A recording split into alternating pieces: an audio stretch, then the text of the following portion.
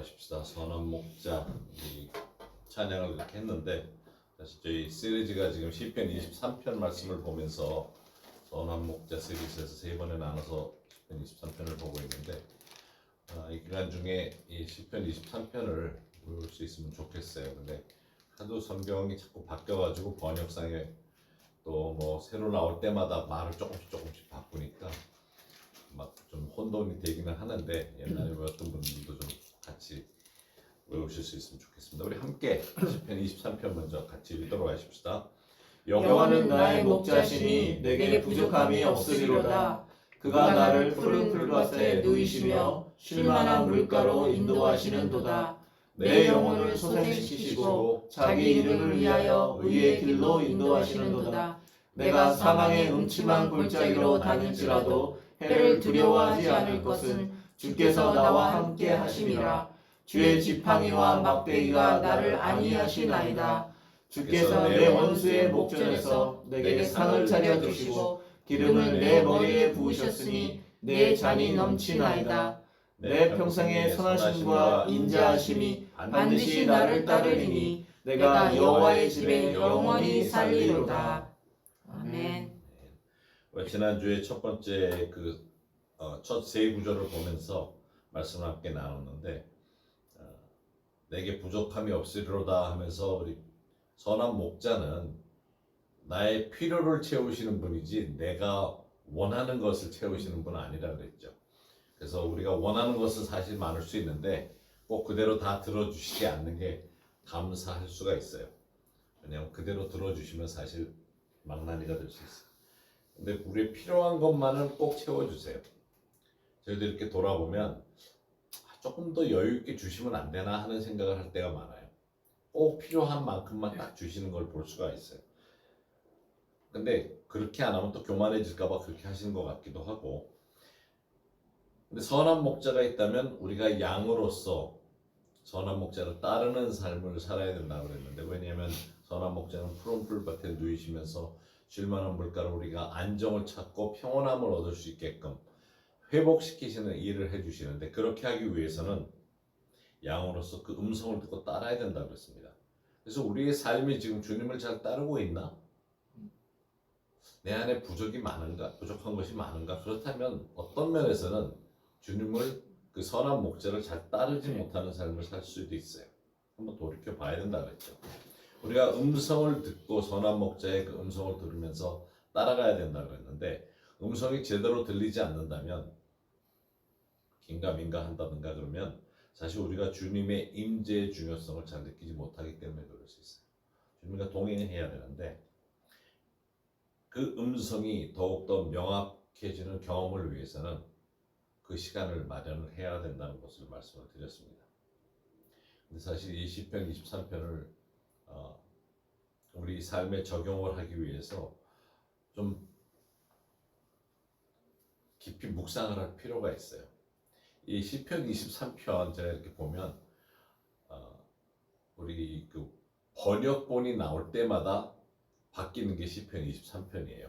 그래서 우리 학자들이 모이면 많이 아는 시편 1편이라든가 시편 23편은 계속 현대 언어로 바꾸는 것 같아. 그래서 새롭게 성경이 나올 때마다 바뀌어요. 근데 다른 별로 이렇게 유명하지 않고 평소에 잘 보지 않는 성경 구절은 바뀌는 게 없어요. 그대로야. 근데 1편, 뭐 8편, 23편, 119편, 150편 이런 좀 많이 그래도 설교에 많이 인용하시는 그런 내용들은 꼭 현대 언어로 바뀌어요. 그렇다고 해서 내용이 바뀌는 건 아니에요. 그래서 시절에 따라서 이 성경이 바뀌는 게 아니고 주님과 동행하는 것을 우리가 잘 생각을 해볼 필요가 있습니다. 사실 인간에게 두려움이 늘 있죠. 우리가 이제 다음 볼 말씀이기도 한데, 음침한 골짜기로 다닐지라도 해를 두려워하지 않는다 그랬는데 우리에게는 두려움이 있어요. 그 높은 것을, 사실 높은 것을 저도 두려워해요. 높은 데 올라가면 기분이 이상하고 좀, 그런데 사실 높은 것을 두려워한다는 이야기는 높은 데서 떨어져서 죽을까 봐 두려워하는 거죠. 그러니까 실제로 모든 것을 두려워하는 것에 그 깊은 그런 것을 생각을 해보면 사실 죽음과도 관계가 있어요. 죽는 것에 대한 두려움이 그래서 뭐 뱀이 무섭다든가 뱀에 물려서 죽을까봐 무서운 거죠. 결국은. 근데 우리가 주님을 따라가는 삶, 그래서 선한 목자를 따라야 되는 삶, 여기서도 의의 길로 인도하시는 주님을 따른다는 것은 그 길로 따라가면, 그 길로만 가게 되면 사실은 안전하다는 것을 계속 이야기를 하고 있습니다. 그래서 우리가 사실 믿음을 가지고 사는 사람이라면, 의의 길로 인도함을 받는 사람이라면 죽음에 대한 두려움을 가질 필요가 없죠. 그것을, 죽음을 어떤 분이 그렇게 표현을 잘했더라고요. 주소가 바뀐 거라고. 믿는 사람들에게는 세상 주소에서 하늘나라 주소로 거주지가 달라지면서 주소가 바뀌었기 때문에 이사한 거라고 그렇게 말씀을 하시는데, 그래서 오늘은 우리 두 절을 볼 겁니다. 23편의 4절과 5절을 보면서 그가 우리를 지키신다는 내용으로 볼 텐데, 그래서 지금 보는 내용의 4절과 5절 말씀을 보면, 내가 사망의 음침한 골짜기로 다닐지라도 해를 두려워하지 않을 것은 주께서 나와 함께 하심이라. 주의 지팡이와 막대기가 나를 안위하시나이다.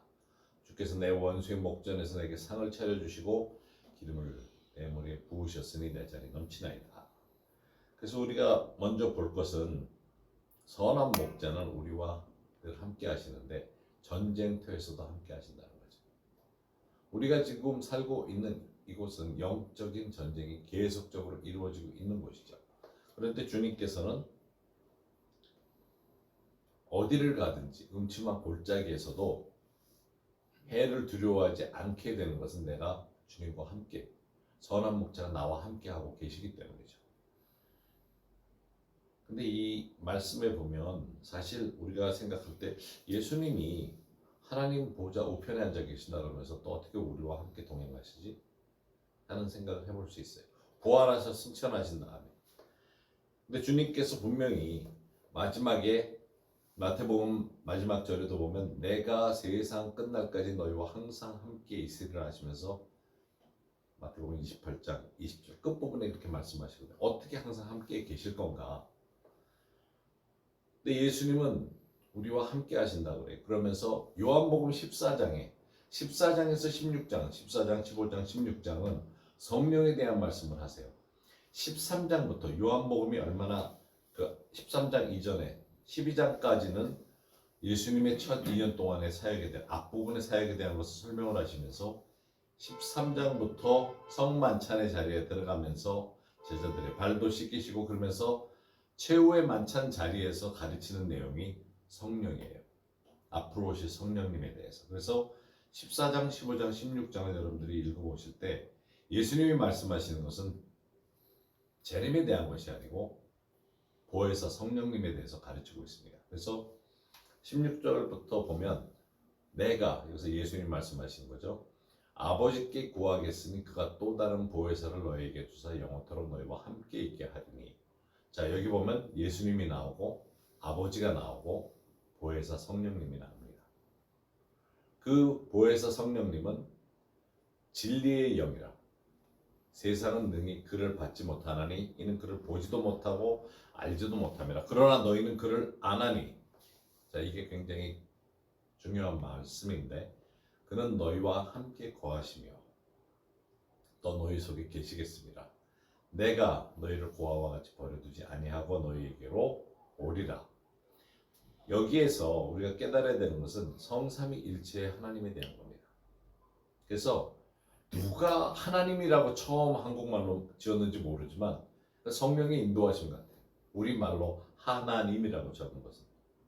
뭐냐면 성경에도 보면 그냥 신을 얘기를 해요. 그러면 일반적인 신도 얘기를 해요. 물론 대명사로 쓰면서 하나님을 이야기를 하지만 한국말에만, 어느 나라 언어에도 없는 한국말에만 성삼위일체의 하나님을 하나로 이야기를 해요. 하나님으로. 이게 굉장히 독특한 건데 우리가 올바로 이것을 가르치면 사실 한국에는 여호와의 증인이나 몰몬이 들어올 수가 없어요. 이것을 교회가 올바로 가르쳤습니다. 성삼위일체의 하나. 뭐냐면 다른 데는 신이 여럿이라고 가르쳐요. 근데 오로지 하나님 한 분. 그래서 우리가 올바로 표현을 한다면 하나님 아버지, 하나님 아들 예수님, 하나님 성령님. 하나님은 하나예요. 삼위일체이기 때문에 하나 하시는데 실제로 일을 하실 때는 아버지와 아들과 성령님의 세 부분으로 드러나는 거죠. 그래서 예수님이 지금 이 말씀에서 내가 아버지께 구해서 나는 떠나지만 성령을 보내주신다 했을 때 하나님의 한 부분에 성령님이 우리에게 와 계시는 거죠. 예수님을 영접하는 순간에. 세상은 알 수가 없어요. 그런데 사실 교회도 이것을 강조를 안 하다 보니까 예수님을 영접한 사람도 사실 성령님에 대해서 몰라요. 그러니까 내 안에 성령님이 와 계신지 어떻게 나와 함께 동행하시는지 난 고아 같은데 왜 성경에 이렇게 써있지? 이야기할 수 있어요. 그만큼 알아야 되는 거죠. 성령님은 한 분이신 하나님의 그 한 부분으로 우리에게 와 계시는 겁니다. 그래서 예수님은 떠나셨지만 성령님이 하나님으로 우리 안에 와 계세요. 홀로 놔두시지 않고 보내시겠다 한 약속의 성령님을 예수님을 영접하는 순간에 우리에게 주신 겁니다. 그래서 신명기 6장 4절 5절에 보면 이 세 번역으로 제가 갖다 넣었는데 이스라엘은 들으십시오. 영어로도 보면 Hear O 이스라엘 하면서 이스라엘아 들으라 그렇게 말씀을 하면서 주님은 우리가 성경에 여호와라고 하죠. 모세가 당신의 이름은 무엇이라고 전해야 됩니까? 그럴 때 여호와라고 그렇게 말씀을 하세요. 그래서 우리는 여호와를 사실 신이라는 의미에서 God 그러는데 하나님이 이스라엘의 하나님으로 가실 때는 여호와라는 이름을 주세요. 그냥 일반 신이 아니고 우리에게는 그것이 주님 혹은 하나님이라고 할 수 있는 거예요. 너무 한국말에는 정확한 거예요. 이스라엘 사람들이 여호와라고 부르는 그분을 우리는 주님이라고 부르면서 하나이신 하나님, 주님은 오직 한 분뿐이십니다 하면서 이야기를 하죠. 그러면서 당신들은 마음을 다하고 뜻을 다하고 힘을 다하여 주 당신들의 하나님을 하나이신 분을 사랑하십시오 하는 말을 하고 있는 겁니다. 완벽하게 하나이신 분이에요. 거기에는 세 분이 같이 계실 때는 하나가 돼요. 너무 완벽하게 조화를 이루고 있기 때문에. 물론 예수님이 다시 오신다는 것을 성경에 이야기하고 있어요. 재림하실 예수님. 근데 언제 오실지는 아무도 모르죠. 그분이 당장 오신다고 해도 우리는 성령님을 모시고 동행하는 사람이라면 it's okay. 지금 오셔도 괜찮아요. 모든 것이 다 끝나도 괜찮아요. 그런데 예수님이 당장 안 오시고 1000년 후에 오신다고 해도 괜찮아요. 임마누엘의 하나님은 나와 함께 하고 계시기 때문에 나는 늘 안정된 가운데 기쁨을 가지고 살 수 있는 거죠. 늘 나와 함께 동행하시는 분이기 때문에 나를 지켜주시는 분이기 때문에 특별히 나와 동행하시기 때문에 어떤 전쟁이 있고 어떠한 공격이 있을지라도 나와 함께 하시면서 지켜주신다는 거죠. 그러면서 그 다음 구절에 보면 주의 지팡이와 막대기가 나를 안위하시나이다. 이 지팡이하고 막대기 그러면 사실 이 말씀이 글쎄 저는 어렸을 때부터 이 말씀이 좀 잘 이해가 안 됐던 부분이기도 해요. 왜냐하면 저희 중고등학교가 한 반에 70명이 넘다 보니까 우리 중학교 때 고등학교 때 선생님도 고등학생들은 때리진 않았던 것 같은데 중학교 때는 선생님들이 꼭 몽둥이를 들고 다녔어요. 아니면 우리 선생님 중에 한 분은 그 당구대 이쪽 긴 부분 짧은 부분을 빼치 그거를 늘 들고 다니고 근데 제일 기억에 남는 분이 역사 선생님이었는데 이분이 검도를 하신 분인데 꼭 신문을 꼭 옆에 끼고 다녀요. 그래가지고 애들이 떠들든지 그러면 너 일어나 나와 그러고 신문지를 말아가지고 이렇게 딱 때리는데 혹이라는 게 보여요. 순간적으로 검도하신 분은 이 손목으로 때리는 게 얼마나 세니 신문지로 때리는데 그분은 몽둥이를 안 가져서 꼭 신문을 가져서 뭐 해보라 그러고 읽어보라 그러고 자기 신문 보고 앉아 기다리다가 그러기도 하는데 꼭 일으켜 세우면은 꼭 신문지를 말아가지고 딱 때리는데 옆에서 봐도 혹이 볼록하게 올라오는 보일 정도로.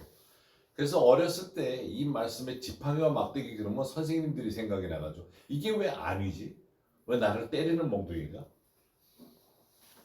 근데 제 동생도 중학교 때 우리 수양회 갔을 때인가 그때 시편 23편을 외워야 식사할 수 있게끔 들어오게 만들었던 그게 있어서 시편 23편을 외웠는데 이 부분에 가서 갑자기 주의 지팡인가 몽둥인가 막대기인가 그러면서 막 헷갈려가지고 그러니까 학교에서 그렇게 자랐기 때문에 전부 다 몰라요. 저만 그런지 우리 세대 중에 그런 사람이 또 있는지 모르지만 이게 아니가 아니었어요. 왜냐면 두들겨 맞는 거가 왜 아니냐고. 그런데 사실은 주님이 이 막대기, 지팡이를 가지고 계신 것은 선한 목자는 양을 위해서 쓰는 것이 아니라 늑대나 이런 공격해 오는 그런 동물들을 향해서 지팡이는 긴 거지만 막대기는 짧은 건데 이거를 던져서 겁을 줘서 보내는 그런 일을 한다 그래요.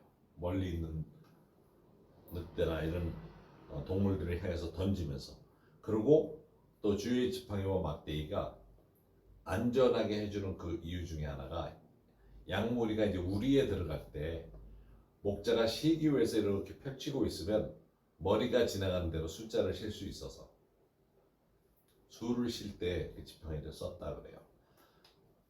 근데 지금 어제 우리 그 몽골에서 어렸을 때 양을 치는 친구를 와서 만났는데 여러분들이 이 시편 23편을 잘 이해하려면 우리나라에도 번역이 잘 돼 있는데 목자가 본 시편 23편이 있어요. 그분은 원래 자라기를 근동에서 자랐어요.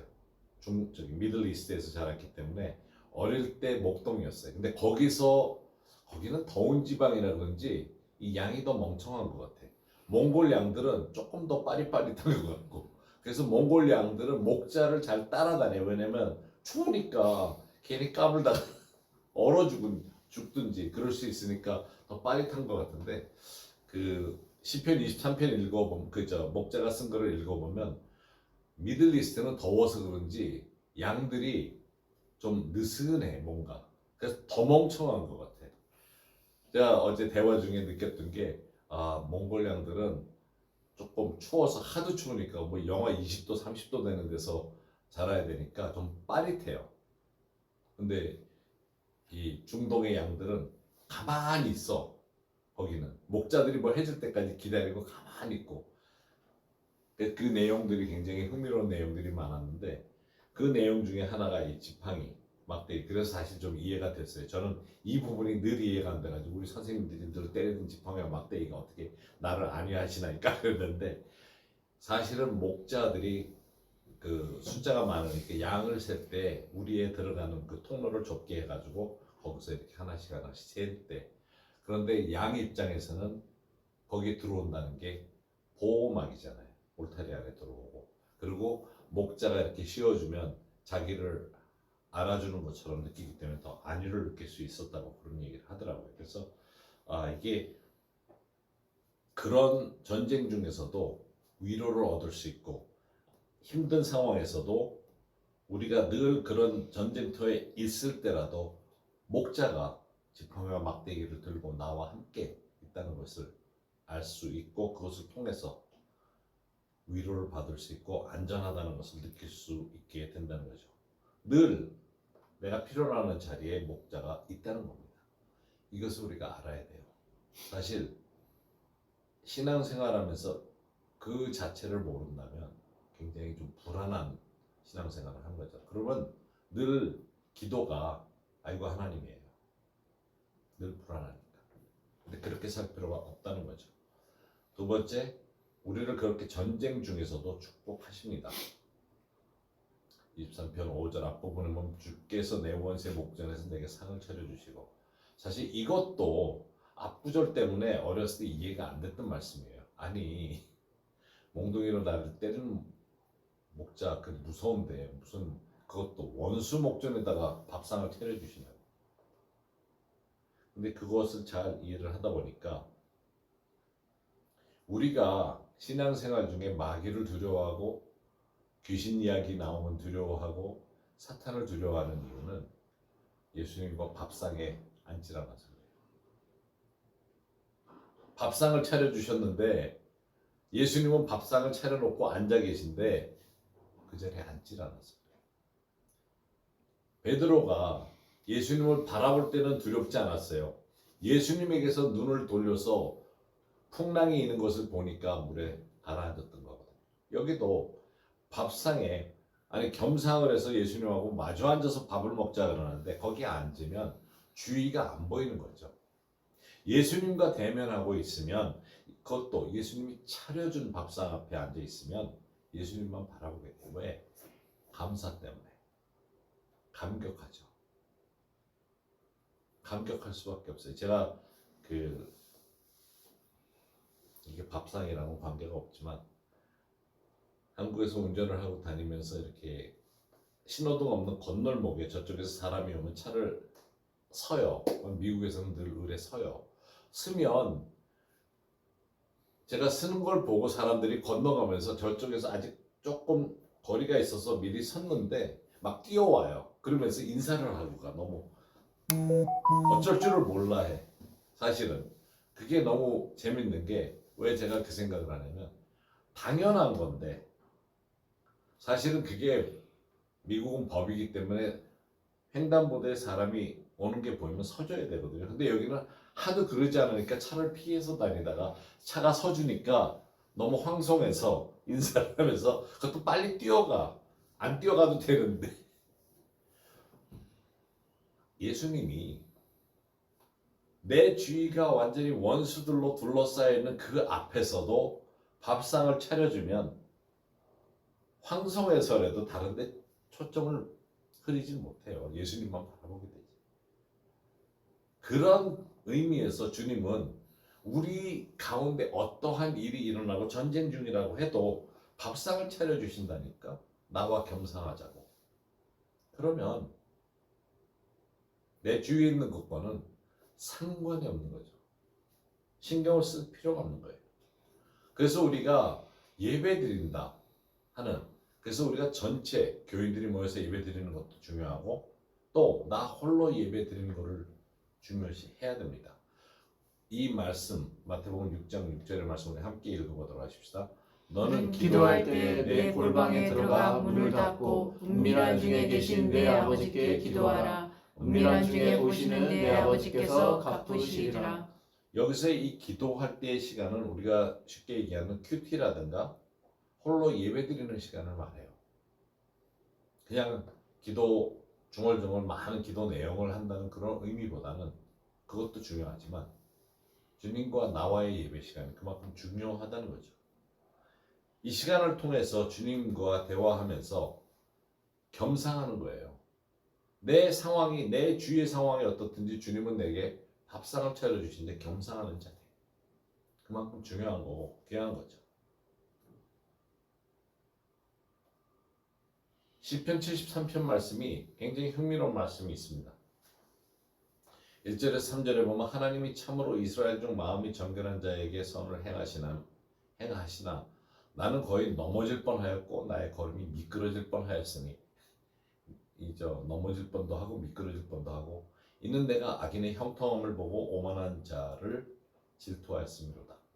왜냐면 오만한 자들이 잘 먹고 잘 사니까 그거 보고 넘어질 뻔했다는 거예요.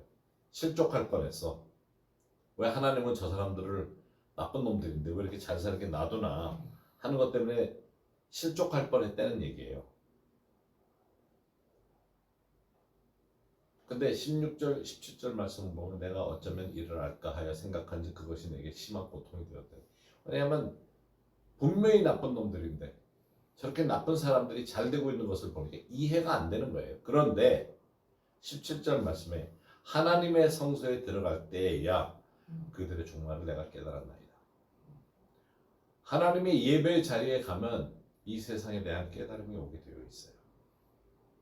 하나님의 눈으로 볼 수 있는 것을 깨닫게 해주시는 거죠.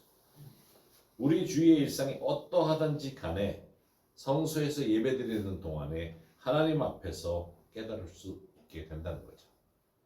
사실 팬데믹 이후에 교회 안에 큰 변화가 생긴 것이 교회 예배에 오는 사람의 숫자가 적어졌다는 거죠. 전에는 너무 쓸데없는 것을 강조를 해서 그럴 수도 있어요.